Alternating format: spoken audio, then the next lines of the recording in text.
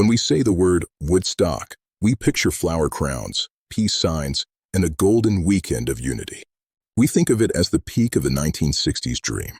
But if you strip away the nostalgia and look at the logistics, Woodstock was actually a humanitarian crisis. It was a disaster area declared by the governor of New York. It was 3 days of starvation, dehydration, and medical emergencies. The organizers were young, inexperienced, and terrified. They didn't plan a free concert. They simply lost control of a paid one. In this episode of Off the Record, we are digging past the edited movie footage to find a real story.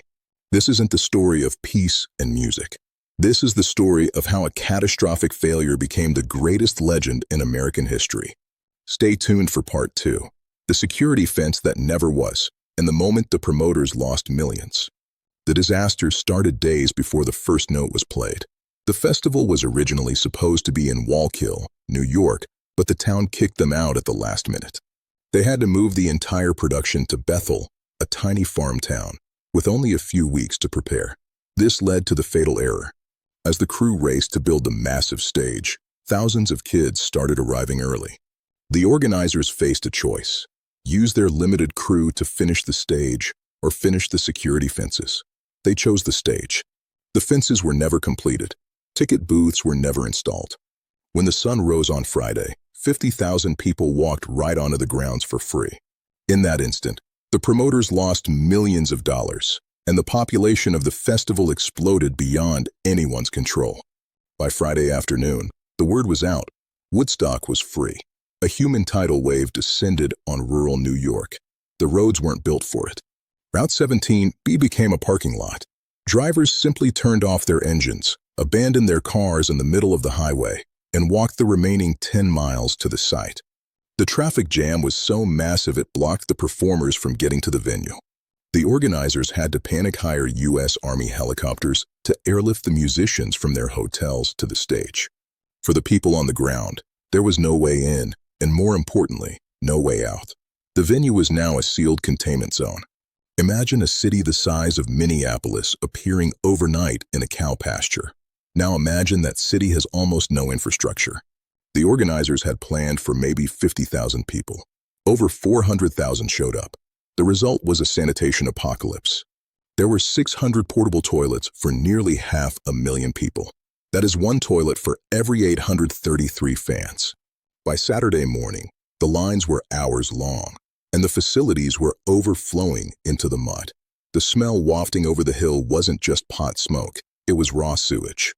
With no running water for showers and the summer heat baking the field, the Garden of Eden quickly turned into a squalid refugee camp. With the highways completely blocked, the food trucks couldn't get through. By Saturday, the concession stands were empty. Prices for the few remaining hot dogs skyrocketed, leading to angry confrontations. The crowd was hungry, thirsty, and agitated.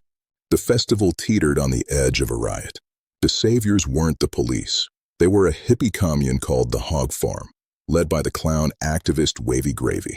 They set up a massive field kitchen and turned thousands of pounds of donated rice, vegetables, and granola into a brown sludge. They served it in paper cups to the starving masses.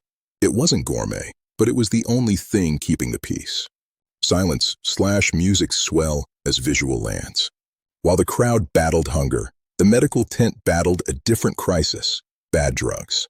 LSD was everywhere, but one specific batch, the infamous brown acid, was causing terrifying hallucinations. Chip Monk, the stage lighting director who was forced to become the MC, made the legendary announcement: "The brown acid is not specifically too good. It is suggested that you stay away from that." The medical tents were overwhelmed with kids having bad trips. Without enough doctors, the Hog Farm members used talk-down techniques, holding panicked teenagers in a quiet tent, giving them water, and talking them through the psychosis until they came back to reality. Just when it seemed like things couldn't get worse, the sky turned black. On Sunday afternoon, a violent thunderstorm broke over the farm. The wind was so strong it threatened to topple the lighting towers. The rain turned the dirt field into a massive pit of sliding brown mud. But instead of running for cover, because there was no cover, the crowd embraced the chaos. They began sliding in the mud, chanting "No rain, no rain." Backstage, however, it was terrifying. The stage was covered in water and high-voltage equipment.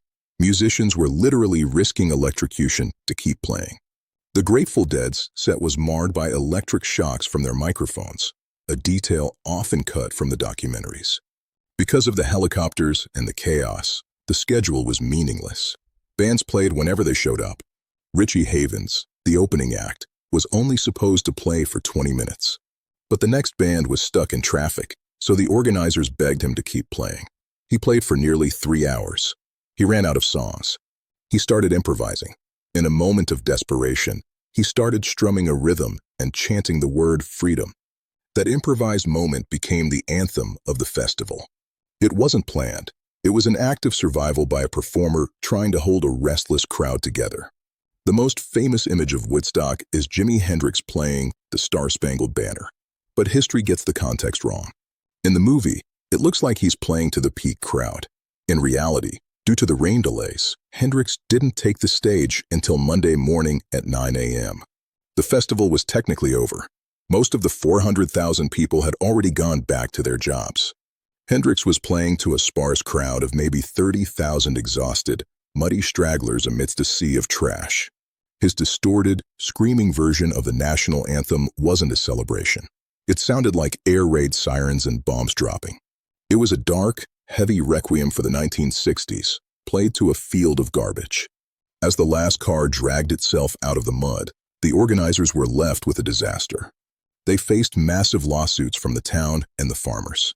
They were millions of dollars in debt. For years, Woodstock was considered a financial catastrophe.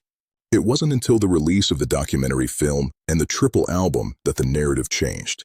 The editors took the chaos, the mud, and the starvation and cut it into a story of romance and rebellion. They turned a humanitarian crisis into a legend.